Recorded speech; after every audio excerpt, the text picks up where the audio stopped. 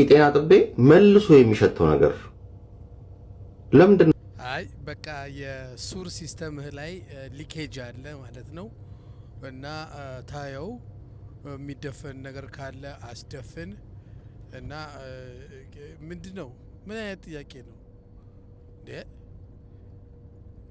ይሰራል ግን የምር ቂጥህ እንደ አንዳንድ ሰዎች የምጠይቁት ጥያቄ ሁሉ በቃ ህገ ወጥ ነው አይደለ? ምን ይባላል እስቲ ሌሎች የምታውቁ ስለዚህ ዶክተሮች አላችሁ? አይ ዶክተር እንኳን አይመስለኝም። እንደዚህ ውሃና ፍሳሽ ላይ የሚሰሩ ሰዎች ስለዚህ ጉዳይ የሚመለከታችሁ መልስ ልሰጡት ትችላላችሁ?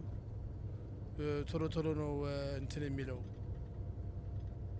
ኦ ምን ይሻላል? እባካችሁ የት እንሂድ እስቲ እንግዲህ